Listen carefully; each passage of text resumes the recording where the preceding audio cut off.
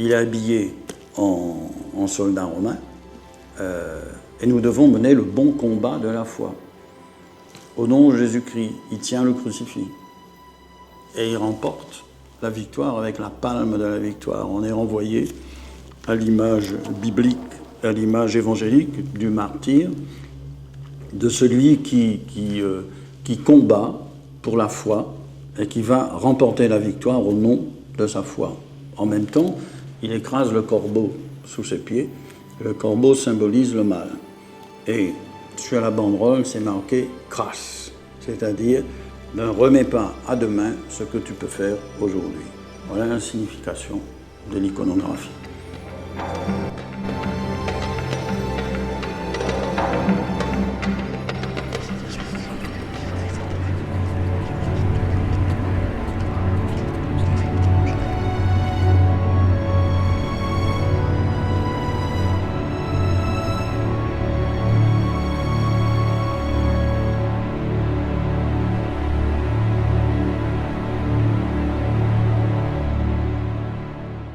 En ce qui concerne Saint-Expédie, l'absence de documents et l'étrangeté de son nom ont contribué à semer le doute sur son existence réelle.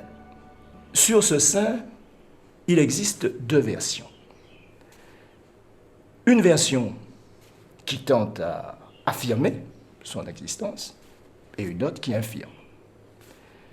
La première s'appuie sur les travaux des bollandistes, c'est-à-dire ces continuateurs de l'œuvre monumentale réalisée par le jésuite Bolland sur l'étude des Acta Sanctorum, de la vie des saints. Et si l'on s'appuie sur les travaux des bollandistes, sur les bribes de documents retrouvés, eh bien, il a véritablement existé. Est-il romain, est-il arménien? Très difficile de le dire aussi. Cependant, on est sûr qu'il a été soldat. Il faut dire qu'à cette époque, dans l'armée romaine, il y avait deux corps.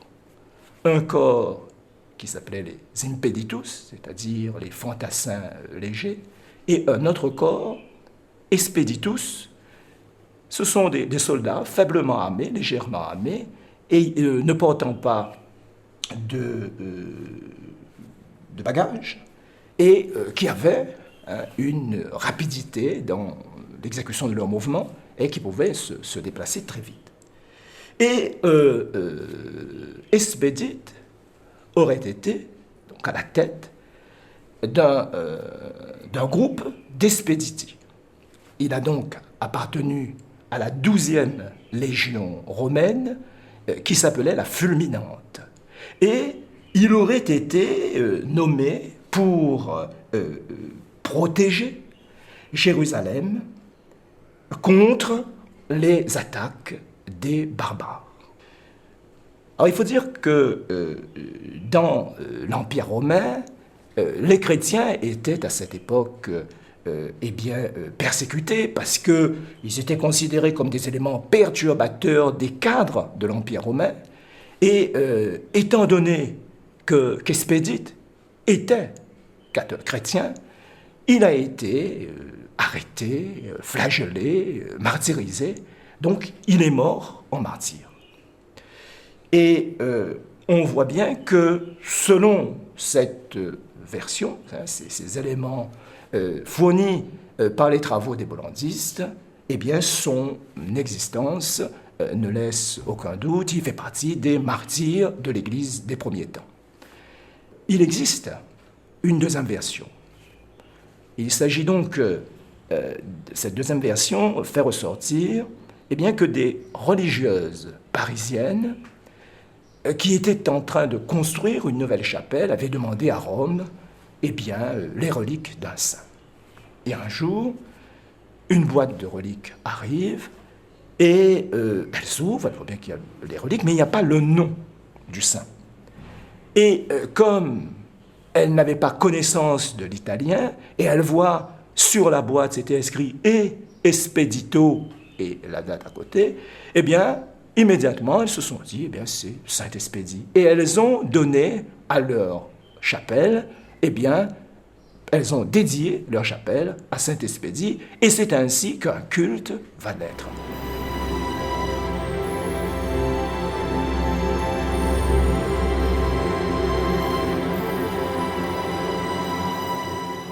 Nous devons avoir en tête que la mentalité rayonnaise, le mode de raisonnement n'est pas d'abord rationnel, ni mathématique, il est magico-religieux.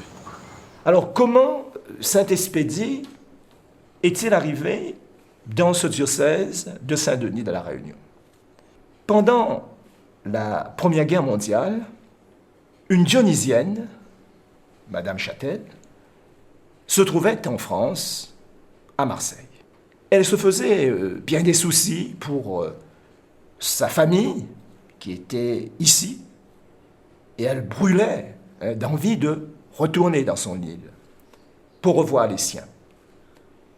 Comme les communications étaient difficiles, il ne lui était pas facile de trouver, d'avoir un billet, un passage sur les navires des messageries maritimes.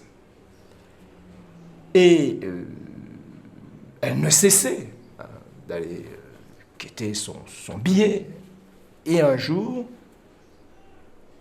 elle est allée dans une église de Marseille, devant une statue qui se trouvait être la statue de Saint-Expédie.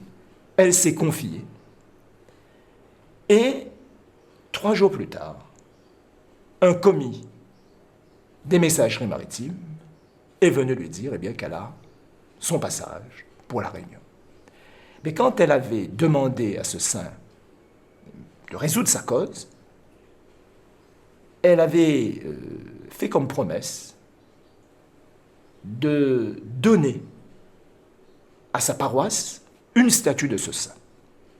Voilà pourquoi, quand elle est arrivée ici, elle appartenait à la paroisse Notre-Dame de la Délivrance, dans le bas de la rivière. Elle est allée voir son curé et elle s'est confiée. Et elle lui a dit qu'elle ferait venir une statue de Saint-Expédie et qu'elle offrirait à sa paroisse une statue de Saint-Expédie. C'est pourquoi, dans l'église de Notre-Dame de la Délivrance, on a cette statue de Saint-Expédie et on a le culte là, qui va démarrer à partir de cette action de Madame Châtel.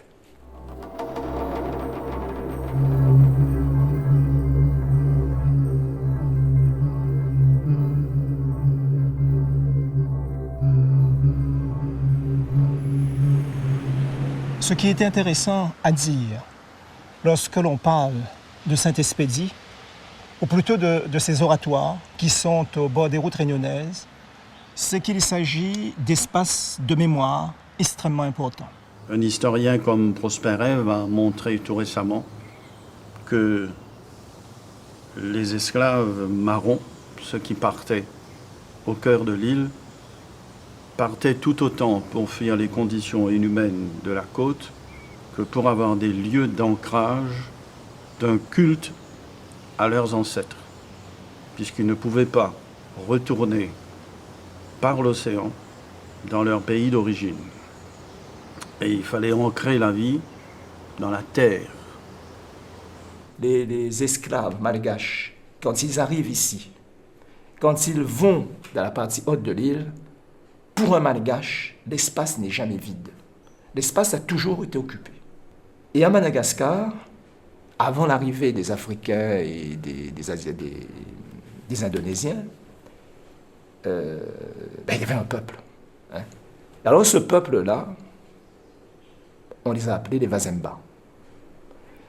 Mais comme ils sont anciens, etc., on n'a pas une grande considération pour eux. Mais on crée leur puissance, leur action sur ceux qui arrivent après. Donc il fallait toujours négocier avec eux pour pouvoir vivre dans l'espace. Et puis cette terre, elle est volcanique, la côte est inhospitalière, on a le feu sous nos pieds, géologiquement, activement, il y a quelque chose qui bouillonne là. Alors comme il n'y avait pas d'échappée, on se tourne vers le haut. L'imaginaire, la transcendance, Dieu, oui, pourquoi pas. Mais avec ce risque de fuite des réalités si on reste dans le magico-religieux. Et par conséquent, la terre est en pente, on s'agrippe à la terre et il y a les orteils qui font comme ça pour ne pas tomber. On est obligé de lutter tout le temps. Les esclaves les plus réfléchis rompaient le banc, c'est-à-dire qu'ils allaient en marronnage. Et comme ils ne savaient pas où ils mettaient leurs pieds, lorsqu'ils se déplaçaient dans la nature, nus, sans nourriture, affaiblis, eh bien, souvent ils pouvaient faire des chutes. Lorsqu'ils arrivaient en face d'un précipice, d'un rempart, ils ne voyaient pas où ils mettaient les pieds, donc ils tombaient au fond et ils mouraient. Ou alors, que lorsqu'ils étaient fatigués, eh bien, ils pouvaient aussi s'asseoir en un endroit et mourir de froid. Dès lors que cette île a accueilli en grande majorité des esclaves africains et malgaches, ces esclaves-là, enfin les hommes de ces différents espaces, ont l'habitude de considérer que le cadavre doit être entouré d'un certain nombre de soins et tout individu mort doit rejoindre le camp des ancêtres. Et pour cela, il faut que la personne défunte reçoive une sépulture digne. Les esclaves avaient pris l'habitude de prendre dans le décor une feuille, une branche, une fleur et de déposer sur le squelette. Et c'est comme ça qu'à la fin de l'esclavage, au moment de l'abolition, lorsque l'on circulait dans les zones très reculées, les zones des hauts, eh bien on trouvait des monticules de branchages, de feuilles, etc. Et la mentalité réunionnaise est façonnée par cette dimension de la relation aux ancêtres et la relation à l'au-delà. Parce que c'est une île avec des côtes inhospitalières, des falaises énormes qui montent jusqu'à 3000 mètres d'altitude. Et la seule échappée dans cette île prison, d'une certaine manière, elle est par le haut. Et l'intérieur de l'île, c'est la rencontre avec les racines profondes.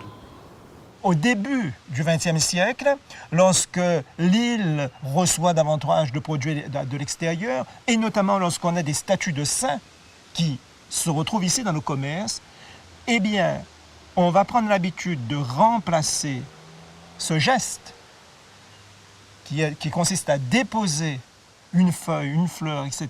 dans le décor. Eh bien, on va prendre l'habitude, pour pacifier cette âme qui est là, eh bien, on va prendre l'habitude de déposer la statue d'un saint. Et c'est la statue du saint qui aura pour fonction cette fois-ci d'apaiser cette âme et non plus le geste qui consistait à déposer une fleur. Alors, la statue de Saint-Expédie, mais là on est sur un site où l'on voit tous les gestes possibles, puisqu'à côté, c'est Sainte-Thérèse. D'où aussi la place de la croix, la place de la souffrance, mais dans la lumière de la résurrection, pouvoir se prendre en charge pour tenir en relation avec la terre, avec ceux qui nous ont précédés, avec les ancêtres, et mener le combat, et le bon combat de la foi. Et c'est là où nous rencontrons cette dévotion de Saint-Expédie. Ça se situe dans une suite logique. À travers ça, c'est une conception de l'âme qui nous vient de l'époque de l'esclavage. C'est-à-dire, quand on est devant l'oratoire, on est vraiment en un lieu qui nous rapproche de l'esclavage. Parce que souvent on dit, où sont les traces de l'esclavage? Il n'y a rien, etc. Mais ça, c'est une trace. Mais encore faut-il savoir lire, voir la symbolique, tout ce qu'il y a derrière. Comment le geste arrive sur la côte, parce qu'avant c'était à l'intérieur de l'île, ensuite ça va se diffuser sur la côte. Cette expédie est un marqueur qui nous aide à comprendre le métissage. Et les différentes conceptions religieuses se retrouvent dans cette expédie, y compris certaines démarches perverses.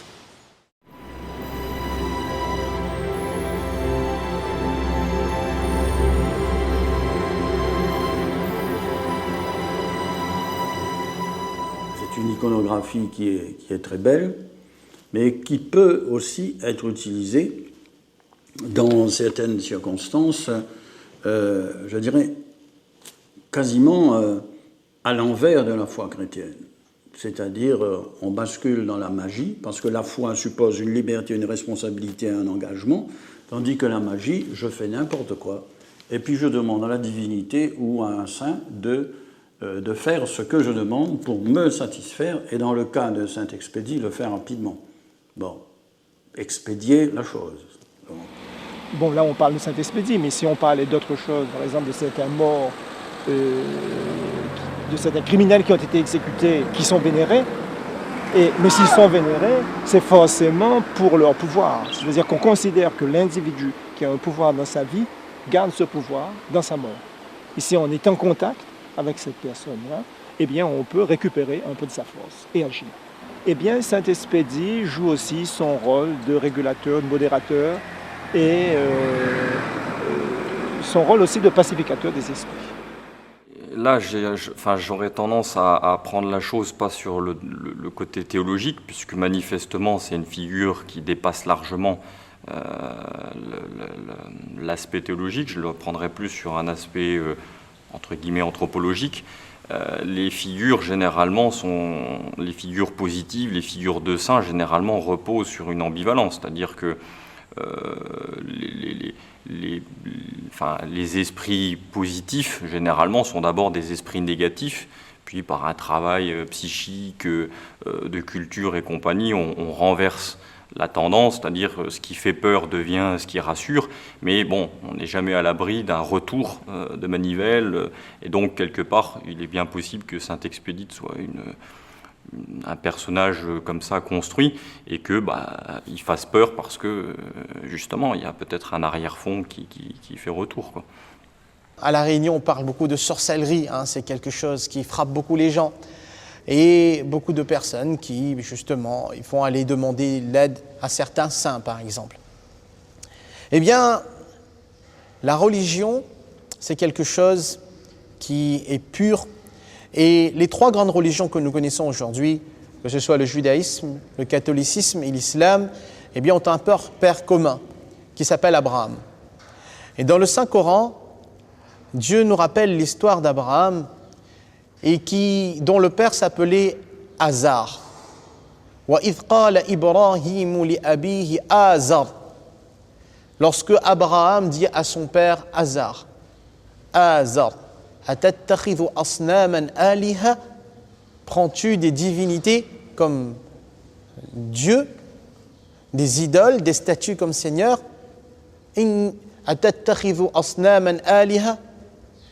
Et il lui dit, je te vois certes dans un égarement manifeste. Comme protestant, je suis méfiant du culte rendu qui tourne, parce que même dans le catholicisme, normalement, on ne rend pas de culte aux saints, un culte à Dieu seul. Les saints sont censés être, disons, des aides.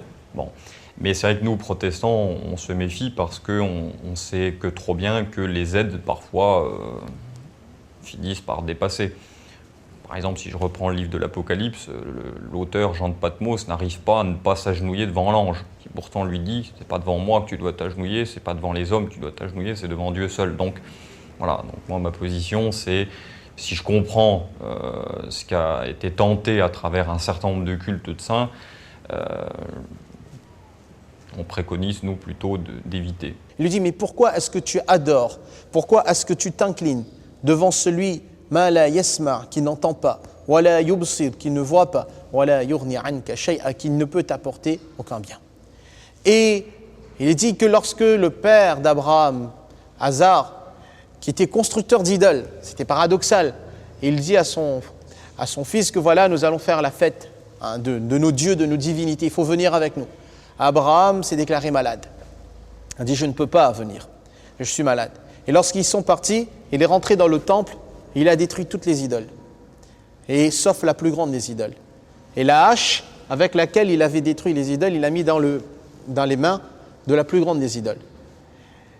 Maintenant, lorsqu'ils sont revenus de leur fête, ils se sont dit, il y a un jeune qui, peut-être c'est lui qui a fait ça.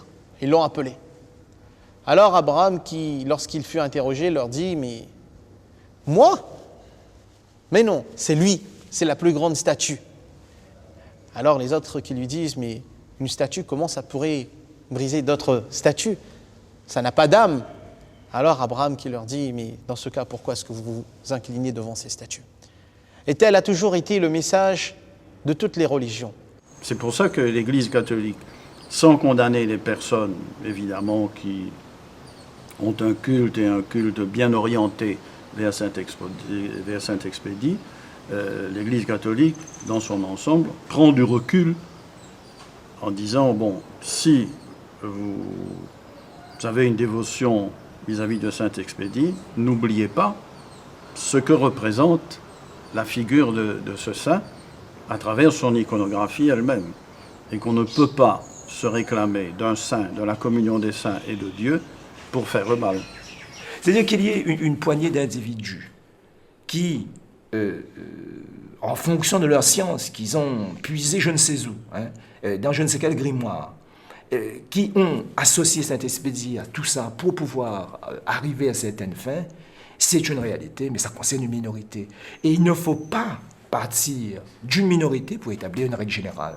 Dans la règle générale, les gens, et même quand il s'agit d'hindouistes, je veux dire, bon, ils vont peut-être faire leur carême, prier Saint-Expédie comme ils prieraient n'importe quel dieu de leur religion, mais ils restent sur un terrain de demande qui est tout à fait normal, c'est-à-dire résoudre les problèmes de santé de leurs enfants, résoudre les problèmes d'emploi, résoudre des problèmes vraiment ponctuels de leur vie. Et quelque part, c'est pas dramatique. Mais après, il y a une nuance entre ça et aller demander, faire un petit billet en disant, allez, tuer un tel jour, telle heure, je ne veux plus le voir. Mais là, on est sur notre terrain. Et c'est pourquoi je disais que Dieu est bon et on ne peut pas considérer que lorsqu'on fait une demande de ce genre, c'est Dieu ou Saint-Expédie qui a vraiment agi pour que la personne meure, si la personne arrive à mourir. Le fait que les gens prient Saint-Expédie, dès lors qu'il a été considéré comme existant à un moment donné, c'est tout à fait normal, ils sont pas, tout le monde n'est pas versé dans la science religieuse, tout le monde ne lit pas les Acta Sanctorum tous les jours. Et donc, là, il n'y a pas de problème.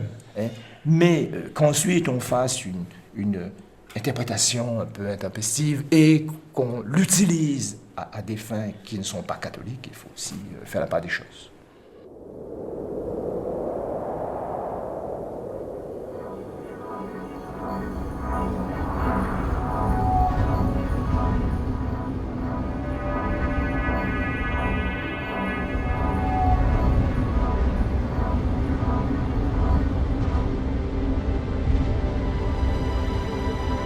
Anciennement, les Tamours ont trouvé quelque chose pour montrer qu'il n'y avait pas de différence entre Dieu. Chez les catholiques, ils se disaient Saint-Georges, chez les Tamours, ils disaient c'est Madévirin, Saint-Esprit, c'était Shiva, Kali, c'était Saint-Michel ou Saint-Expédie. Ils ont trouvé un système pour que les gens, l'assimilation du catholicisme avec l'hindouisme. Toutes les religions mènent à un seul chemin. Il y a un seul Dieu, différentes façons de l'adorer. C'est l'importance. Chacun suit sa voie.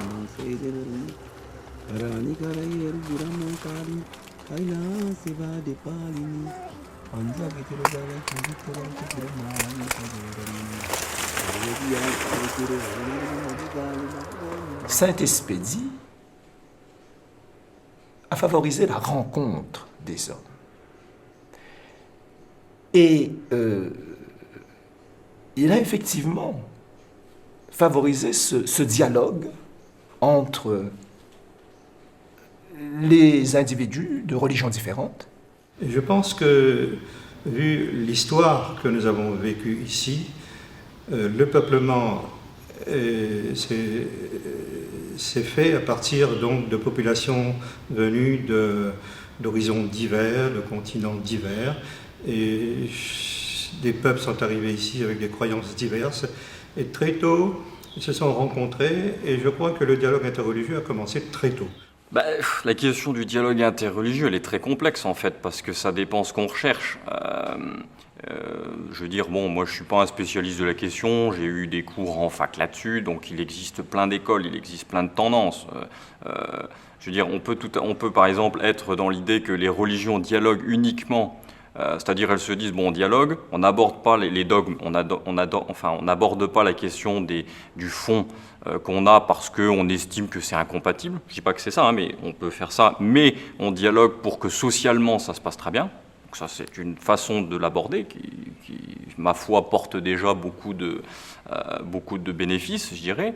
On peut au contraire penser de se dire, bon, à travers le dialogue, on va chercher une espèce d'essence commune, mais ça implique de supposer, ce qui est déjà un axiome théologique, quoi, ce qui est déjà une croyance théologique que finalement les religions disent la même chose à travers un langage différent. Est-ce que c'est vrai ? Franchement, j'en suis pas sûr, mais il y en a qui le pensent, il y en a qui le pensent pas.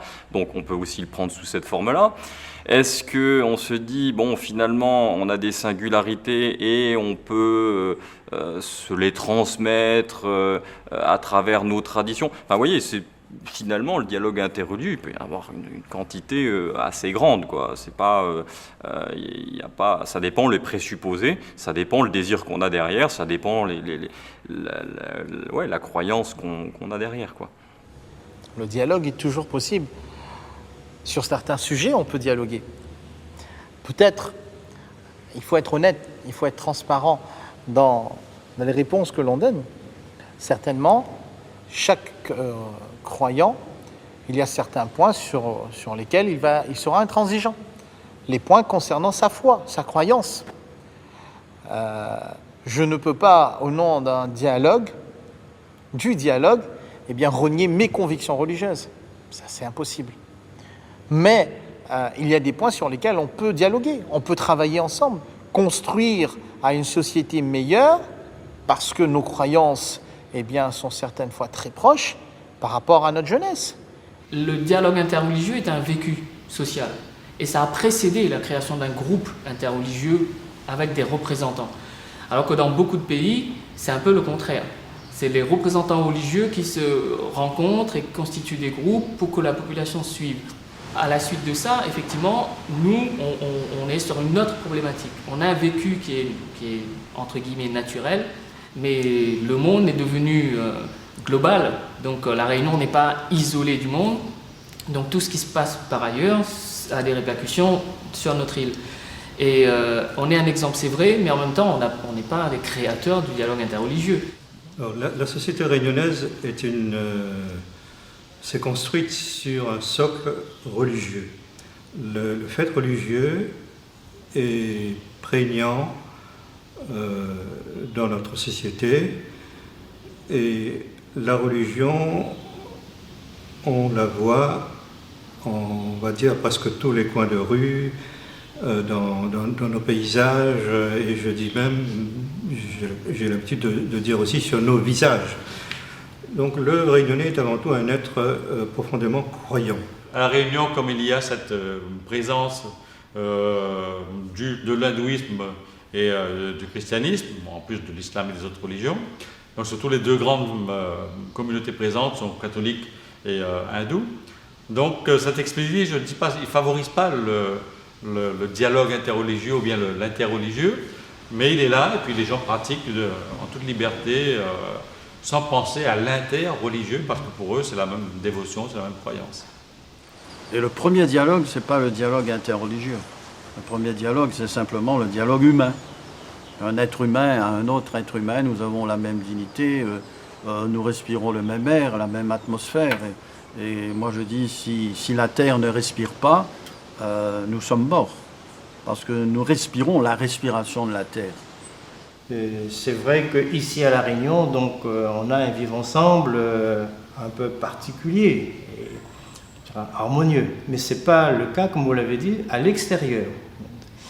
Et ce qu'on craignait, parce que ce vivre ensemble réunionnais, qui existe, mais qui en même temps aussi qui est fragile, et qui peut à tout moment être mis en cause. Et tous les événements, les conflits qu'il y a à l'extérieur, si on ne prenait pas garde ici à La Réunion, peuvent avoir des répercussions locales. du point de vue de l'Église catholique dans le parcours de l'histoire au niveau mondial, nous n'avons pas toujours évité ces pièges. Et il a fallu du temps pour arriver à concilier, par exemple, la foi reçue des apôtres avec la liberté de conscience, avec une laïcité où les autres ont leur place. Il a fallu du temps. Pour nous, la religion, c'est un outil. Et quand on se demande s'il y a suffisamment de spirituel ou pas entre les religions, est-ce qu'elles vont apporter qu'est-ce qu'elles apportent à la société? Avant tout, l'être humain, effectivement, est spirituel. Donc pour arriver à transcender ce qui est matériel et ce qui est conflictuel, il faut retourner sur le centre humain qui est le spirituel.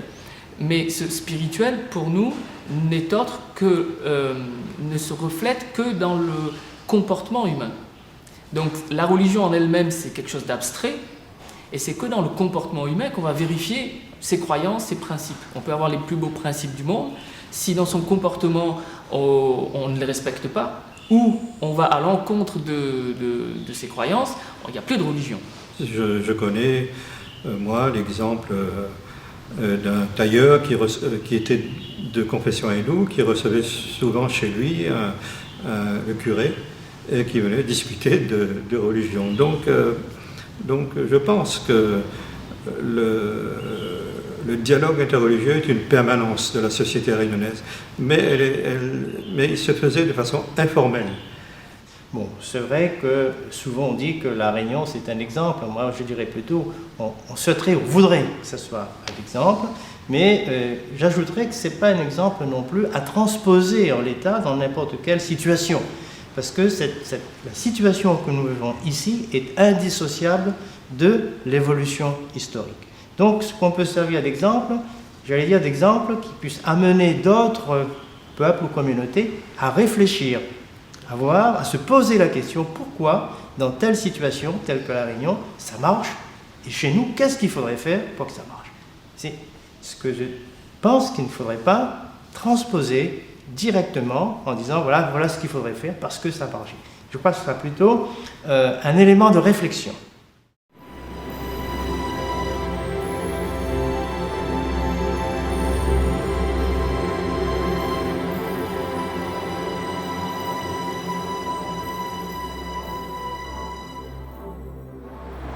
Tous ces oratoires sont élaborés, construits dans un site dangereux. Et on voit bien, là c'est une route qui est incurvée.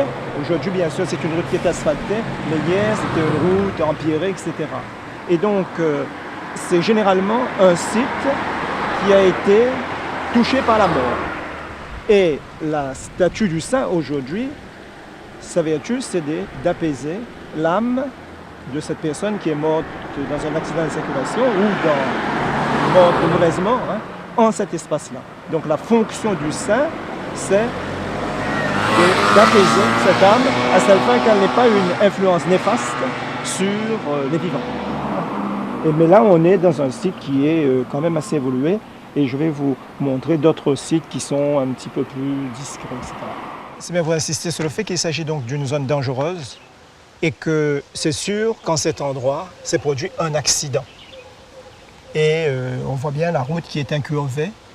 Et dès lors qu'il y a eu un accident, eh bien, on a automatiquement un petit oratoire à Saint-Expédie qui a été érigé sur le site. Saint-Expédie joue toujours ce rôle de saint qui est là pour apaiser l'âme. Mais sur d'autres sites, on peut trouver d'autres saints. Donc on a peut-être un petit peu une rencontre des cultures à ce niveau-là, puisque c'est un culte qui est rendu à une âme errante, donc, mais qui appartient quand même à une famille. Donc on tombe un petit peu dans un culte ancestral. D'accord?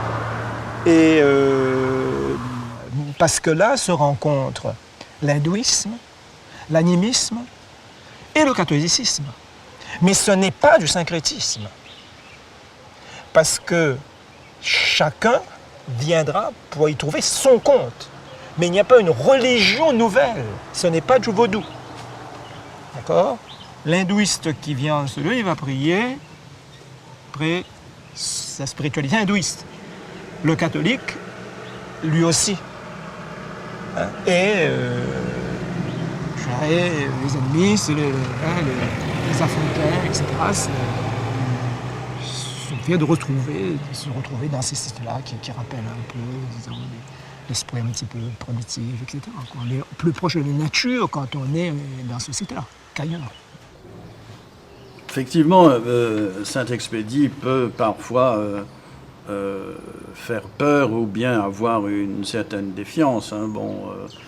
Engendrer une certaine défiance. Moi-même, je me souviens, quand j'étais petit, mon père était responsable de l'usine, de la distillerie de Stella, et avec ma mère, on allait se promener parfois le long de la route le soir, et il y avait une niche avec Saint-Expédie, et mon père et ma mère disaient « on ne prie pas à cet endroit-là ». Bon, non pas parce qu'on avait peur, mais parce qu'il y avait des éléments de sacrifice qu'on voyait devant cette niche. Quand on voit les chiffons rouges, ça signifie que dans l'esprit de certaines personnes, pour certaines personnes, eh bien, l'âme qui est en cet endroit est toujours là.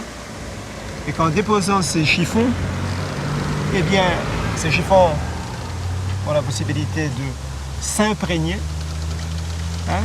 des pouvoirs de cette âme.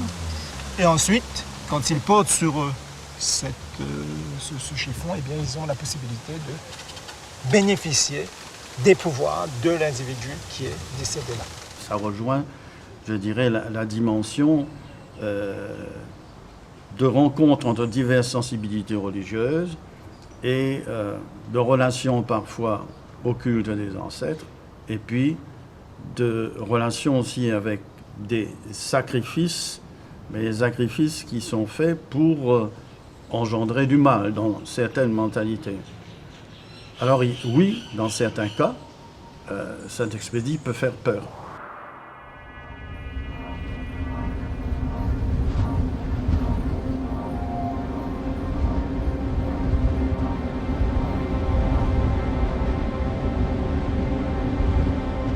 Donc on est en pleine ville, mais on rencontre, comme je disais tout à l'heure, l'ancien et le moderne qui se télescopent, qui sont en contact permanent.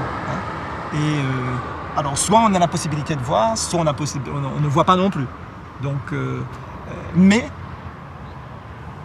le site est là. Et alors, ce que je voulais dire à ce propos, c'est qu'aujourd'hui, le long des grandes routes, puisque les gens circulent vite, forcément il y a des accidents. Et les familles, eh bien, n'ont plus la possibilité d'installer ces petits oratoires. Et en principe, on doit se signer, ralentir, avoir une pensée particulière pour la personne défunte. Et donc on ne met plus ces petits oratoires, et donc les gens font des accidents.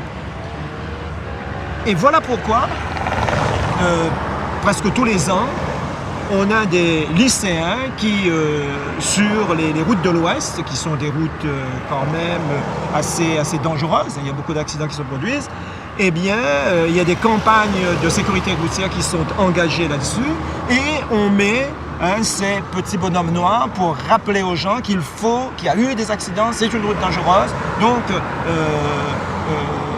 diminuez votre vitesse.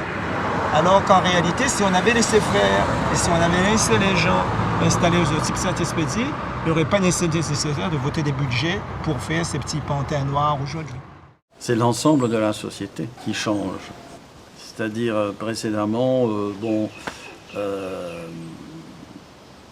où se trouvaient les lieux de parole? Les lieux de parole, c'était les écoles et les églises. Et il n'y avait pas de radio. Évidemment pas de télévision, très peu de journaux, encore que dans le XXe siècle, et au milieu du XXe siècle, on a connu une profusion de journaux locaux qui étaient très intéressants du point de vue débat d'opinion.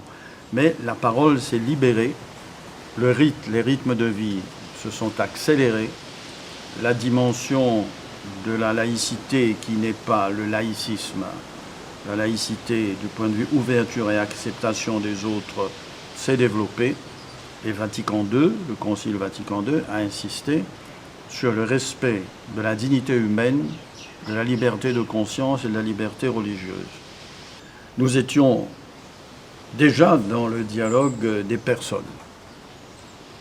On se rencontre à l'école, on se rencontre dans les commerces, sur les terrains de football, dans les partis politiques, différents. Dialogue des personnes. En ce qui concerne l'Église catholique a toujours regroupé toutes les sensibilités ethno-culturelles. Bon. Dialogue des personnes, dialogue de la vie, dialogue des engagements au service de la vie. Et avec des conceptions religieuses différentes, on peut se retrouver dans des associations humanitaires, on peut se retrouver dans des associations professionnelles, syndicales, politiques. Et c'est une richesse extraordinaire que nous vivons à La Réunion, mais dont on n'a pas suffisamment conscience.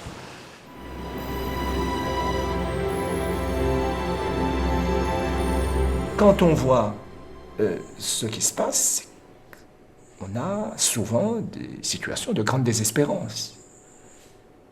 Et c'est dans tout ce vivier, je dirais, de misère. La misère d'aujourd'hui n'est pas la misère d'autrefois, parce qu'il y a quand même un minimum vital qui peut être assuré. On a des associations aussi qui militent pour venir en aide aux gens en très grande difficulté, en grande détresse. Donc les pauvres sont un peu mieux pris en charge, on pourrait dire, dans notre société. Mais est-ce que ce qui est fait suffit pour résoudre l'ensemble de leurs problèmes ? Peut-être pas. Et on comprend dans ces conditions-là que Saint-Expédie, culte à Saint-Expédie peut avoir encore un grand succès aujourd'hui. Pour essayer de résoudre là encore les problèmes que les politiques n'arrivent pas forcément à résoudre. Nous avons fait un bout de chemin ensemble. Il y a eu l'esclavage, on a bien progressé. Il y a eu le métissage, et le métissage fondamental, les imaginaires qui interfèrent. Nous prenons la vie telle qu'elle est, et on voit l'interférence de plusieurs cultes. Mais aujourd'hui, c'est pourquoi. Il n'y a personne qui nous oblige à choisir telle ou telle religion. Quel est ton choix ? Parce que si je gravis une montagne, je peux la prendre par plusieurs bouts, mais je ne peux pas emprunter plusieurs sentiers en même temps.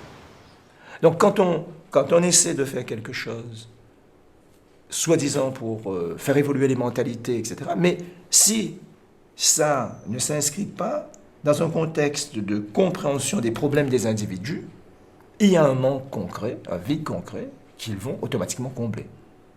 Il nous faut être réalistes. Aujourd'hui, ce savoir-vivre réunionnais, dont on parle beaucoup, à mon sens, tient à un fil. Parce que la Réunion n'est pas hermétique à ce qui se passe dans le monde. Ce monde dans lequel nous vivons aujourd'hui est devenu un petit village et il est en chamboulement permanent. Et il y a une distanciation entre, je dirais, les moyens technologiques et ce que l'on présente comme progrès, je dirais, à l'ensemble de la planète, et comme nous sommes à La Réunion, présentés aux Réunionnais. Et comme les Réunionnais, historiquement, ou je dirais dans le temps, on a dit ils sont en retard. Bon, et ce peuple métissé, il est vraiment rien du tout.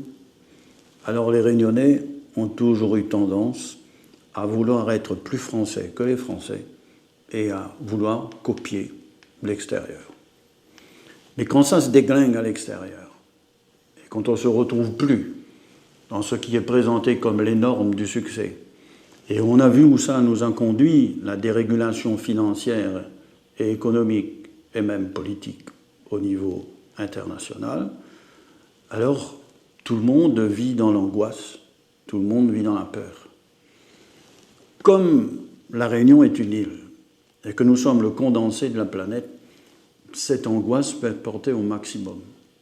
La laïcité est une chance pour chaque croyant, puisque la laïcité donne la chance à chaque Français croyant de s'enrichir au travers des valeurs de la République, mais aussi des valeurs de sa croyance. Et que cela apporte quelque chose de merveilleux. C'est un plus pour la société française. Et c'est par rapport à ces retards que cette société musulmane de métropole a eu des difficultés à se construire. Mais moi, je suis optimiste pour l'avenir, parce que je connais qu'il y a quelque chose qui est en marche et que cette société musulmane française est en construction en métropole et qu'elle va se construire, qu'elle va réussir. Et parce qu'il y a des gens qui sont compétents, qu'il y a des gens qui sont prêts à s'engager, ils sont courageux, ils ont la volonté pour, et ils ont les compétences pour. De telle manière qu'en étant le condensé de l'humanité pour la part qui nous revient sur cette île de la Réunion, j'allais dire, on est déjà un sacrement d'unité pour la planète. Souvent, au travers des médias, on cite l'île de la Réunion comme un modèle de ce savoir-vivre, que nous vivons en paix, nous vivons pacifiquement. Le plus grand mérite revient à nos prédécesseurs, les premiers parmi les créoles, les Arabes, les Malbars, les Chinois. Les premiers qui sont arrivés, ils ont su instaurer ce climat de savoir-vivre.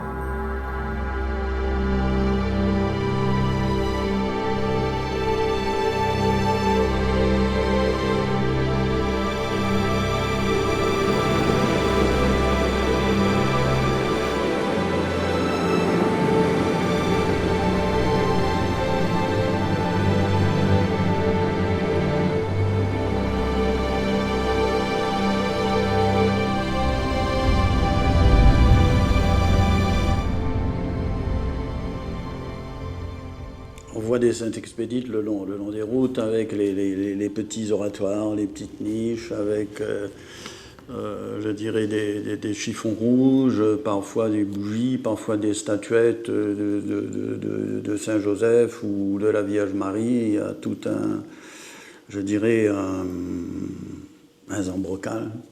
Un zambrocal, c'est le mets réunionnais, le melting dans la marmite, là où tout a cuit ensemble. Moi, je dirais que la dévotion Saint-Expédie est une dévotion carrefour qui permet la rencontre entre des sensibilités religieuses différentes, chrétiennes, certaines sensibilités hindouistes, certaines sensibilités aussi de culte malgache, et le positionnement des différents filons religieux sera différent selon je dirais, l'enseignement de l'Église ou bien de telle ou telle confession religieuse. Donc, l'île appelle à la spiritualité. C'est pourquoi la présence aujourd'hui d'un peu plus d'une vingtaine de religions ici se situe, c'est tout à fait normal. C'est une île qui appelle à la spiritualité. C'est une île qui appelle aussi à la grande tolérance entre les religions. Et c'est pourquoi les religions peuvent cohabiter ici sans trop de problèmes, parce que l'île appelle à cela. Et si on oublie cette dimension-là, je crois qu'on ne comprend pas grand-chose, et à ce moment-là, on dira que c'est étonnant. Rien n'est étonnant. Pour que nous soyons vraiment réunionnais, il faut que nous soyons citoyens du monde. Et à partir de ce que nous sommes, ce que nous avons vécu avec cette accélération, nous ne sommes pas en retard, nous pouvons être en avance.